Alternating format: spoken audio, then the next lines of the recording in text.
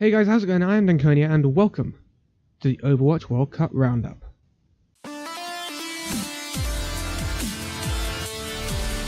So yes, it's been a really interesting week in the Overwatch World Cup, and two of the arguably the biggest teams in the world competing to earn their tickets to BlizzCon. So, how did it all work out? How did it go down? Did the USA and Canada perform as expected? Or did Norway or Brazil or Switzerland perform an upset? Let's look at the results. So the first game was Austria taking on Canada. Canada, one of the favourites to go through to BlizzCon. Austria, a rank outsider at this point. No surprises here that Canada beat them 4-0. Canada get their clean sweep that they need to keep their record on track and go top of the standings immediately. Then we have two teams that could cause an upset. More likely Norway though. Norway taking on Switzerland. Switzerland, probably one of the worst teams in it, but anyone could cause an upset at this stage, and we would all love to see it, wouldn't we? Let's be honest. I mean, we need someone different. Let's be honest. Be nice to see someone spice up the normal lot going through. Anyway, this is a 3-1 to Norway. Not really a surprise here. Norway are probably the third best team in the collection of teams here. Switzerland really, because it's very harsh on these teams because at Switzerland they're not full-time professionals. Far from it. They have day jobs. They have university, college, school. I believe one of the Swiss was 15, or was it an Austrian? I think it might have been an Austrian player that was 15. So they have daily things they need to do. They can't be playing Overwatch day in, day out, like the players of Team Canada or Team USA do all the time. So there is a slight golfing class here. Talking of Canada, they're in action again against Brazil. Again, this is a 4-0.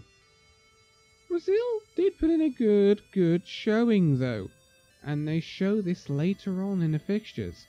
But next up we see the birth of the USA for this year's Overwatch World Cup, and yes, they 4-0 the Austrian team. Not really a surprise, but some of these maps were closer than you might expect. So, don't take the face value score for what the game was actually like, mind. But some teams did get vastly outclassed. Then we had a bit of a kind of a big match, biggest match of the first day anyway, and the closest. Norway taking on Brazil. Both teams needed a win if they wanted to try and dethrone either Canada or the USA. I expected Norway to win this, but they didn't. Brazil won it. Now this is a surprise. Brazil. The good thing about Brazil's team is I believe it's mostly made up, if not entirely made up, of Brazil Gaming House, the South American contenders team. So they all play with each other, they know each other, they know the way things work. Norway is a bit of a jumble of players from different teams. Not taking that away from Norway, but I think Norway are expected to win here, and that's a harsh loss for Norway, and at this point you're thinking, hey, that's you struggling to get to BlizzCon now. Day 2, and we begin with Switzerland taking on Austria. Again, this was a dead rubber match even at that point. Neither of these teams realistically had hopes of going to BlizzCon. It's a 3-2 to Austria. That's all I'm going to say. USA taking on Brazil. Now this is interesting. This is where it gets really interesting for your Brazilian fans. Yes, they do lose to the USA, but they lose 3-1. They take a map off the Americans. That is not an easy thing to do by any stretch. So, well done to the Brazilians. First team to take a map off of them this qualifying round. But 3-1 to the USA in the end. The USA do get the win they need. Canada come across Norway next. Now, this was a big match. Norway had to win this one, or they had to beat the USA if they wanted to dethrone them. Problem is they had already lost to Brazil. So this made their life a lot harder, and Canada made their life even worse. Canada 4-0'd Norway. That it was a lot more clean than I would expect from Norway, to be quite honest with you. Canada looked lethal. Mangachu, he was very good throughout these qualifiers. Canada, just as good as they were, and now they've got some new additions which are going to make them that little bit better. USA up next against the Switzerland team. Again, this is a 4-0. We can't expect much less. Switzerland, you gave it your all. You did not go out without winning a map. You won 4 maps. So good job. Because honestly, that's better than you were expected to do. So good job on you guys, but you do lose 4-0 to the USA, but there's no shame in that. The USA are one of the best teams in the world, and they are vying to be the best team in the world. Moving on, we have the Brazilian team taking on Austria. This was a 3-1 to Brazil. I'm not surprised at this, because looking at the earlier fixtures for Brazil, the way they beat Norway, Brazil did end up being the 3rd best team in this group, which is surprising because I thought it would be Norway. Norway did slightly disappoint me, I must admit. I thought Norway would be better than they were. They have got some sneaky good players on that Norway team who I think could pick up league teams next season. You don't know. Some of them are contenders already. So there's a few players to watch out for from these qualifiers. Keep an eye on them. But Brazil win this 3-1 against Austria. Brazil are still in with a chance of a trip to BlizzCon. Moving on to the crucial day 3, Norway started off against Austria, winning 3-1. They did need to 4-0 this if they wanted to keep their hopes alive though. Not the showing I expected for Norway this round. I'm not going to keep going on about it, but I thought Norway would have done better. Moving on after that, Canada 4-0 Switzerland. So that's Canada really throwing a gauntlet down to the USA. Because at this point, the USA and Canada are fighting it out for top seed in this group. It does make a difference, because it will make a difference on who you go up against at the finals in BlizzCon. So you want to get top seed if possible. Now, the USA were in action after this against Norway. They 4-0 Norway, and end Norway's hopes of going to BlizzCon. Again, there were glimpses of real good play from Norway. Real good play. But they couldn't chain it together against the likes of the USA and Canada, and then they dropped the match against Brazil. It really cost them in the end, but I think they can develop over time. I think they're a team that could get better, and I think genuinely at some point we will see Norway at BlizzCon. They did get dealt a hand with these qualifiers with both Canada and USA in their groups, but honestly I think a little bit of improvement and Norway will be at BlizzCon next year. But that did mean it threw the gauntlet back at Canada for the last match. But before that we had Brazil taking on Switzerland.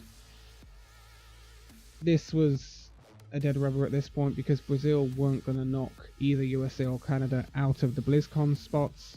Switzerland were already down and out. Brazil do beat them 3-1 though. Good job Switzerland for taking them out though. Let's not forget that. And then we had the blockbuster match of the weekend, the final game of the qualifiers. Canada taking on the USA, the big North American grudge match. Now, this was an interesting one. A real interesting one. One thing I did notice, Canada were very good throughout the weekend. I can't deny that. But USA were very good. Very good. USA were very clinical in the way they were playing all through these qualifiers. They mean business. Big business this year. And if I was South Korea, I'd be a little bit worried. This American team look like they're out for blood. And after what happened on the at the gates of Hanamura last year at BlizzCon, I'm sure the USA wants some vengeance. Because I tell you what, that was a fantastic series between South Korea and America in the last BlizzCon, at the last finals of the World Cup, and I want to see the USA push South Korea again. And I honestly think there's other teams that could challenge us. I think this Canadian team can challenge the South Koreans. They're all improving, and it's a big thanks to the Overwatch League for that. Because these players, you look at the USA with Muma, Raucus, Sinatra, Space, they're all playing against these South Koreans week in, week out in the Overwatch League. They know what they're up against. The same with the Canadian team. Apart from the only guy who was playing against the USA that doesn't have Overwatch League experience is Crimzo. And I tell you what, Crimzo is my MVP of this whole thing. His Ana play was phenomenal. He was landing big nades. Big nades on teams. And Shawfall, his Sombra was fantastic. We saw Sinatra for the USA on Reinhardt in this match, by the way. Reinhardt, yes. Reinhardt. Muma on the Winston. Muma has always been very good. You can't deny he popped off again in these matches. They all did their part. They all did really well. But I had to highlight Crimzo. He was fantastic on support for Canada. He had been all through the qualifiers, and I tell you what, if he does not get an Overwatch League team next season, with, 8 new teams in the league next season? It's criminal if Crimzo doesn't get a place. He is well worthy of an Overwatch League team. I want to see him on an Overwatch League roster. By the way, Dallas Fuel just got rid of Chip Time. Yeah, and Jane has just become a Dallas Fuel coach, so I want to see Crimzo in the Overwatch League next season. That's definite. But this does go to the USA in the end, 3-1. And I tell you what, the USA look threatening. They look like they mean some business here.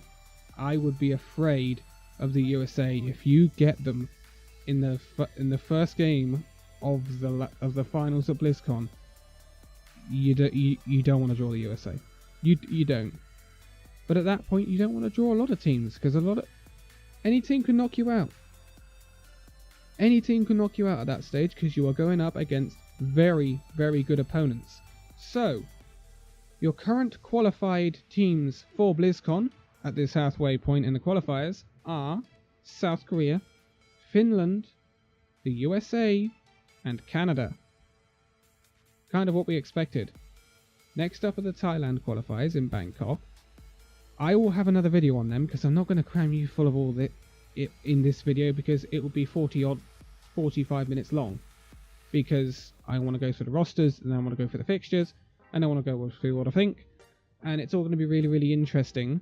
And then after that, we have the European qualifiers, which is the week after that, where we will see teams like the United Kingdom, France, Spain, Germany, Italy, and the Netherlands, I think I got all them right. If I did it off my head. That's really good. Anyway, that was it for this Overwatch World Cup roundup. Phenomenal Overwatch on display all weekend. Well done to all the teams. You all got some money out of that, by the way. So, good job on you. Congratulations to the USA for winning the group. Congratulations to Canada for that second qualifying spot. They will be seeing us, or we'll be seeing them at BlizzCon. But we've got some Bangkok qualifiers coming up. So for now, thank you guys so much for watching this video. If you'd like to give it a like, subscribe if you're new, and I will see you in the next video. See you then.